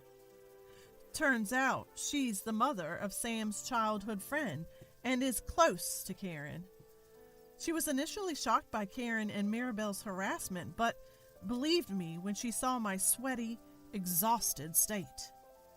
She offered to go confront Karen with me, but I was afraid of retaliation without my husband. I wanted to go to the restaurant where he was. Her son was also at the gathering, so she took me there. Sam was shocked to see me disheveled and sweaty, a victim of Karen and Mirabelle's harassment. I'm sorry. If I hadn't gone out, this wouldn't have happened. It's not your fault. I told you it was okay. The real culprits are those two who harassed us even at the expense of Leroy and Sam. 6 of Sam's classmates were at the gathering, and I was embarrassed to be there in my disheveled state. But they were all kind, getting angry on my behalf and comforting me. They even ordered food and beer for me, which revitalized my tired body. As Sam and I were about to leave to confront them, one of Sam's female friends made a suggestion. The plan was for me to stay at her place while Sam returned home alone. When Sam asked, "What about my wife?" the idea was to gauge their reaction. It seemed like a good way to collect evidence and assess their level of remorse, so Sam and I agreed. Around 11 p.m., the gathering broke up. I stayed at Sam's friend's house while he returned home. The next morning, as planned, I returned to find Sam at the front door. Next to him stood a deflated Karen and Mirabelle. They seemed relieved to see me, but quickly turned furious. "We were worried sick. We stayed up all night waiting for you." Karen lunged at me. Apparently, Sam hadn't told them where I was. "Ah, but you're the one who locked me out." "That's ridiculous. You probably went out manhunting." So that's their game. They planned to lie since they thought they had no evidence. Or maybe they thought my heart would quickly break and I would apologize. According to Sam, after locking me out, they had drinks and forgot all about me. When Sam came home, he panicked and looked in the garden, only to find that his wife wasn't there. Sam lied on the spot, saying I went out and hadn't returned. Their thoughtless actions were so absurd, I almost laughed. "Karen, remember the doorbell camera you were so proud of? It should have recorded me ringing multiple times," I said. "What?" Karen looked dumbfounded. Had she forgotten about her high-tech monitor while busy harassing me? "Mom, the neighbor across the street saw Maya trying to sleep in the yard. She knows everything. I came back alone to see your reaction," Sam said. Karen and Mirabelle paled, realizing their harassment was now public knowledge. "Instead of reflecting on your actions when Maya went missing, you blame her? That's so low it's beyond tears," Sam said. "Unbelievable. I'll never forgive how you treated Maya. Don't expect us to ever come back to this house. Sam!" Karen and Mirabelle let out cries of anguish as their beloved son turned his back on them. Ignoring them, we leave my in-laws' house behind. True to our word, we never returned. The only concern was Leroy, but when his health stabilized, he chose a rehab facility near where we live.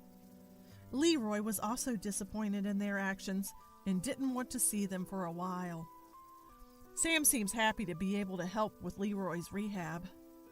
After our declaration to cut ties, Sam's face, which had been clouded with anger and sadness, has recently brightened, which is a relief. I also enjoy Leroy's kind and humorous company, and we chat from time to time. Meanwhile, my in-laws have become infamous in the neighborhood as the family that harasses their daughter-in-law. Sam's neighborhood friends and their mothers have been spreading the word about how I've been treated. Karen and Maribel had good public images, so some people couldn't believe it at first. But the vivid stories from friends and eyewitness accounts of arguments at the front door in the early morning added credibility. Karen and Maribel are now socially isolated and mostly stay at home. They occasionally send texts of apology or excuses to Sam and Leroy. But there's not a single word of apology to me, so it doesn't seem like they're truly remorseful. Not that I'm in the mood to forgive them anyway. As for me, I've gotten into camping since then. I never planned to go back to a place with such toxic people, but I thought it might come in handy for survival in case of a disaster. Once I started collecting camping gear and actually going camping, I quickly fell in love with it. Seeing me propose a camping trip for the upcoming long weekend, Sam gives me a complex smile. Sam is also getting into camping, influenced by me. You're pretty resilient, aren't you? Do you dislike a resilient wife? Of course not. I welcome it. And so, with my resilience and my easygoing, kind husband, we continue to enjoy our harmonious, married life. My name is Mary. I recently turned 40, and for some reason, my legs cramp up when I stretch. Could it be because I've been working remotely and not getting enough exercise? No way, it's because I gained 11 pounds over Christmas, right? I should have asked Santa to help me fix my lack of willpower and my tendency to procrastinate, especially since my go-to phrase is, I'll start dieting tomorrow. Today, I want to share a story from when I was working hard to lose weight after giving birth. I hope you'll listen. This happened about 10 years ago. Back then, I was busy raising my 4-year-old daughter Michelle with my husband Thomas. People say girls are easier to raise than boys, but it really depends on the child. Michelle was a handful, always running around the moment I took my eyes off her. Juggling her, household chores and work was tough. But it was fun too. Thomas's company had gone bankrupt over about a year before. So we were living off his unemployment benefits and my income as a web designer. Fortunately, I made decent money, so we weren't struggling. But then another issue came up. It was my sister-in-law, Rebecca, who had just turned 20. We hadn't been very close with Rebecca before, when her live-in boyfriend dumped her. Turns out she was pregnant, but not with his child. She had been honest with him, hoping to marry the child's real father, but got dumped instead. She even tried to get back with her ex, but that was a no-go. Still, she was determined to have the baby and chose to become a single mom. That's fine, it's her life. But then she started relying on Thomas. Rebecca had been working temp jobs but quit them all after getting pregnant. Probably because it was awkward for her, as her ex-boyfriends worked at the same places. If you quit your part-time job, you will naturally lose your income. So she had no income and not much in savings. And she started asking Thomas for money and favors. It's not like they were close, she was just taking advantage of the situation.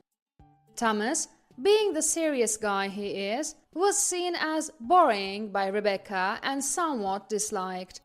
But Thomas adored his much younger sister, even if she didn't feel the same way. Their relationship had become distant as she entered her teens.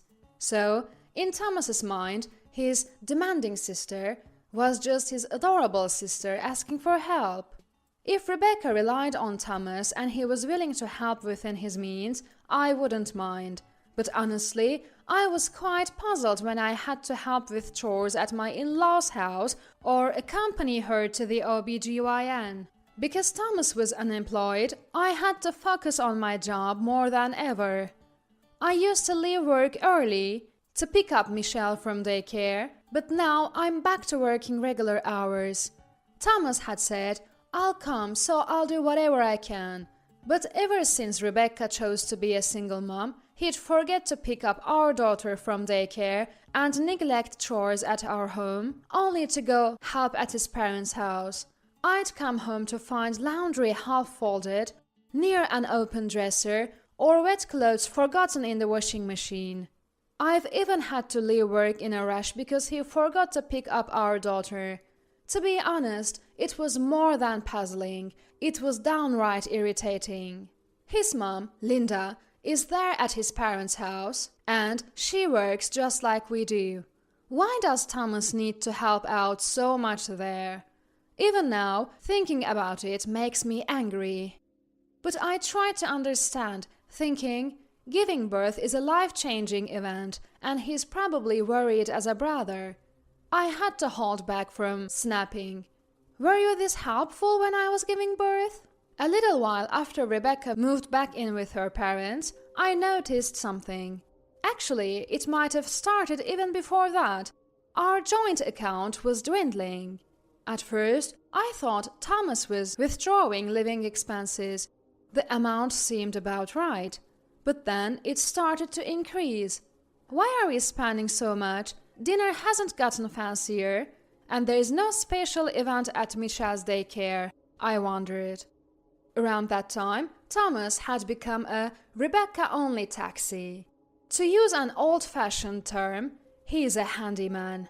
He'd drive her not just to the OBGYN, but also for local shopping, to a new mall, to the movies she wanted to see alone, and even to dates with new guys. I did think, why are you happily driving your pregnant sister to dates? But kept quiet. Every family has its own dynamics. I decided to keep quiet, at least until Rebecca safely gave birth. Then, one day, after I had to rush to pick up Michelle because Thomas forgot, he said, I gave Rebecca some money because she said she needed it. What? I couldn't comprehend what Thomas was saying. Which account did you take the money from? Your unemployment benefits? No, from our joint account, the one for living expenses. What? That's when I finally understood where the missing money had gone. Thomas had been willingly giving it to Rebecca. Most of the money in our joint account came from my earnings. Thomas's unemployment benefits were minimal. Don't make decisions like that on your own. We are saving that money for Michelle's future. So what? It will accumulate again. But the money won't come back on its own. Are you going to replace it? Why should I? Because I want to save as much as possible for Michelle. Then we should also save money for my sister's child. Rebecca can't earn money right now, so it's okay for us to support her, right? Thomas said this with a smirk, as if he couldn't understand why I was upset. Don't nitpick. We have money, but Rebecca doesn't. She doesn't have an education and she's going to be a single mom. We all need to support her as a family. Thomas always acted like he was some wise and understanding husband and brother. I'd say, it's your own fault you don't have an education. Sure, you might not have money, but I don't get why another family should support you who has time to hang out with guys. Why don't you just get a job, Thomas? Stop talking about maxing out unemployment benefits. What are you so mad about? Stop taking your work stress out on me. Excuse me? That's not what this is about. Oh, by the way, I gave Rebecca some baby stuff she wanted when she came over the other day. What? Which ones? You know, the stroller we had upstairs and the baby blanket. She also wanted some household items, so I gave those to her too.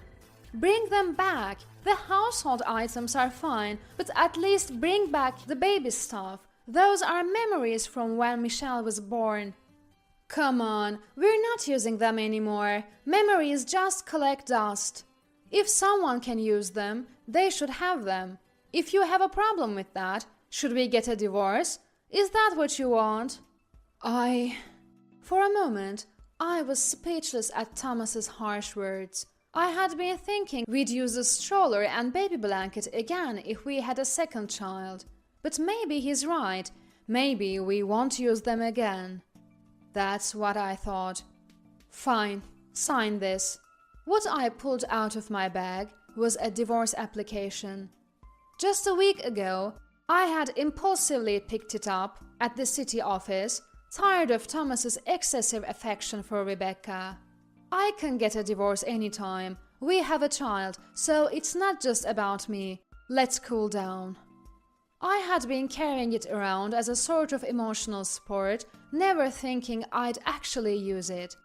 Thomas was momentarily shaken, but then snapped, "If you're going to act like that, let's get a divorce," and signed the divorce application. 3 months have passed since the divorce. For the first month, I had days when I cried, thinking all this over something so trivial. But by now, I was completely over it. I did the right thing dumping a jobless, sister-obsessed husband, I thought. Then, out of the blue, Thomas contacted me on my mobile phone. He said he wanted to talk about Michelle's child support. Since we had agreed he would increase the monthly payments once he got a job, I thought maybe he had found work and agreed to meet. But when Thomas showed up at the restaurant, he looked terrible. He was wearing an old t-shirt, worn-out pants that looked like the elastic had given out, and flip-flops. Thomas should have been living at his parents' home with Rebecca and Linda, so what on earth happened? He certainly didn't look like someone who had landed a job. Seeing my puzzled expression, Thomas quickly spoke up. "Please, let's live together again." "Are you serious?" I divorced him because I thought he was nuts, but this time I couldn't help but wonder, is he okay upstairs? Who in their right mind would live with their ex-husband again? What a chore. I know, I'm asking something crazy. No, it's not just a little crazy, it's very crazy. You're right, but you're the only one I can turn to. What do you mean? I got kicked out of the house by Rebecca, my sister. I'm sorry. I laughed. Why? I ran out of unemployment benefits, have no job, and can't pay you child support. I'm broke. Makes sense. Anyone would toss out a wallet that's not good. Thomas was visibly downcast by my casual response of, "I see." But to me, it was all within expectations. I never thought he'd come crying to me, but I did think that the longer he went without finding work, the more likely this would happen. After all, Rebecca never really liked Thomas as a brother. She was just relying on him because he had money. Wait a minute, though. During our divorce, Thomas didn't cheat or anything, so I didn't get any alimony, just child support. I kind of wanted to get back at him. Is this my chance? A wicked thought crossed my mind. You must be hurting. You were so kind to her, and yet Rebecca is so cold to you. Exactly. I feel like she's repaying kindness with ingratitude. The baby is due soon. But I have no intention of helping her anymore. Right, you should stick to that. You've been trying hard, Thomas. You're the only one who understands that. Really? Linda doesn't get it? Mom says I'm the fool for letting Rebecca push me around. I almost spit out my coffee at his mom's spot-on command, but I coughed to cover it up. Thomas is earnest, which is good, but it also narrows his perspective. Linda probably sees through that, and that's why she's not helping Rebecca. Linda is right, Thomas is the fool here. But kind-hearted me won't say that. Wow, that's harsh. No one sees the effort you're putting in, Thomas. Exactly. Mom and Rebecca can't see things clearly. That's why Rebecca falls for the wrong guys and why Mom ended up divorcing Dad. You're the one saying that after causing our divorce? But you're the only one who really understands me. I'm sorry for all the arguments and for mentioning divorce. I almost blurted out. Thanks, I'm having a blast now. But held my tongue. I quickly changed my smile to a more solemn expression. How about we give it another try? Yeah, let's become a family again. Just as I thought, everything is going according to plan. That's when it happened. No way! Michelle, sitting next to me, started crying loudly. Dad never picks me up from daycare. I'm tired of waiting. I want Mom, only Mom. Caught off guard by Michelle's words, Thomas turned pale.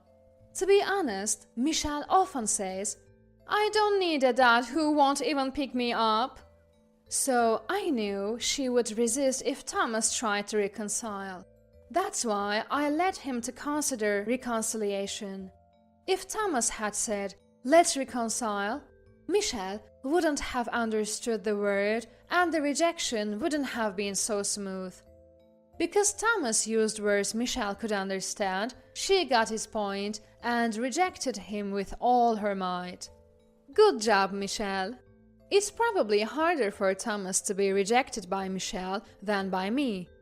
But man, if Thomas had used words Michelle didn't understand to propose getting back together, this plan might not have worked.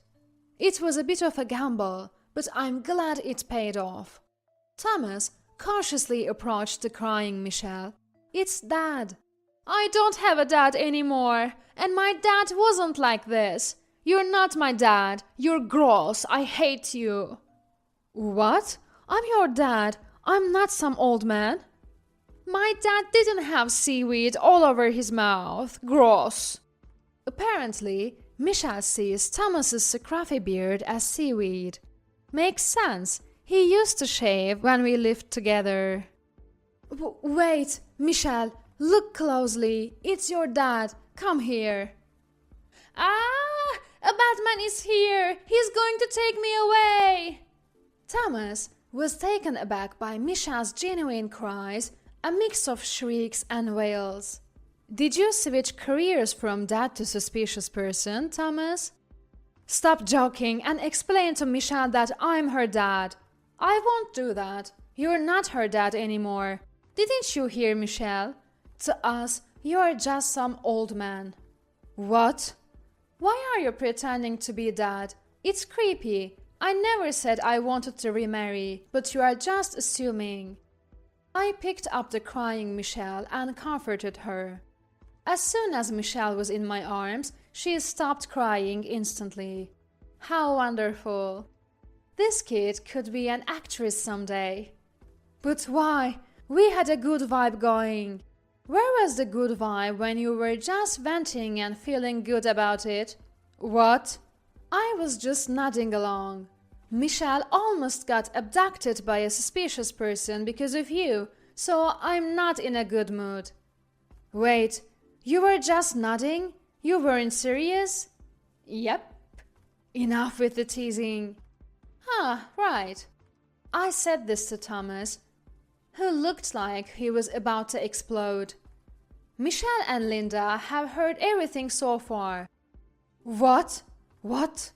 I pulled out my mobile phone from my right pocket and naturally Thomas's eyes were glued to it. Rebecca's name was displayed on the screen. What does this mean? Thomas asked, almost groaning. Didn't you notice I was fiddling with my phone while you were talking? Now that you mention it, you were doing something. I called Rebecca's phone and left it on, putting my phone in my breast pocket. So, all the terrible things you said about Rebecca and Linda were heard over the phone. What? Are you okay? You said quite a lot about Linda and the others, like they can't see things clearly and fall for the wrong guys. Thomas turned pale at my words. Just then, Rebecca's voice came through the phone, berating Thomas. "Enough is enough!" I quickly switched the phone to speaker mode and asked, "Ah, Rebecca, did you hear all of that?" "It's all clear," Linda responded. "Really? What a useless brother! Don't ever show your face again." "I raised you and Rebecca better than this. Maybe it's time to distance myself from you to cultivate that insight you claim to have." Thomas's face turned even paler at Rebecca and Linda's words. "No, that was just a subtle nuance in my words. Why, Rebecca is also at fault. She used me." "Maybe so, but you did it willingly. It's your responsibility. If you're going to complain, you shouldn't have done it. It's uncool." "What?" Thomas was at a loss for words at my response, but his silence probably meant he understood somewhere deep down. After pondering for a while, Thomas asked again, "So, are you serious about not remarrying?" "Well, it seems he can't go back to his parents, and I'm his last hope as an unemployed man. Marriage isn't something you can easily return to, just like our baby supplies won't come back from Rebecca. You've lost not just your marriage, but also your family home. Maybe this will teach you to be more aware of your surroundings." Thomas hung his head in silence. Finally, he seemed to realize the gravity of what he'd lost and what he'd done. In the end, he simply said, "I'm sorry, it was my fault," and bowed his head without asking for a remarriage. Fast forward 10 years. Rebecca chose the path of a single mother, but failed in 2 marriages. Thomas, after a long period of unemployment, was taken back into his parents' home by Linda.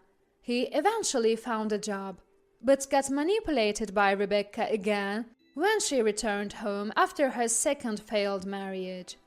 He is a lost cause, incurable.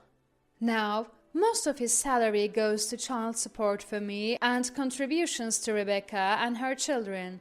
He doesn't work for a big company, and his take-home pay is small. He can't even save money, so we might see that wrecked Thomas again soon. I'm glad I divorced him. As I've said, he is incurable. As for me, Michelle has grown up a bit, and the sudden fevers she used to get have decreased, allowing to me work energetically. Thanks to that, I've reached a leadership position at work. It's hard for housewives to climb the corporate ladder, and even if they do, the scrutiny is harsh just because they're women. So, my career progress is considered exceptional. It was tough, but I'm glad I stuck with housework, childcare, and my job. From now on, the plan is to live life without forgetting to smile, just Michelle and me.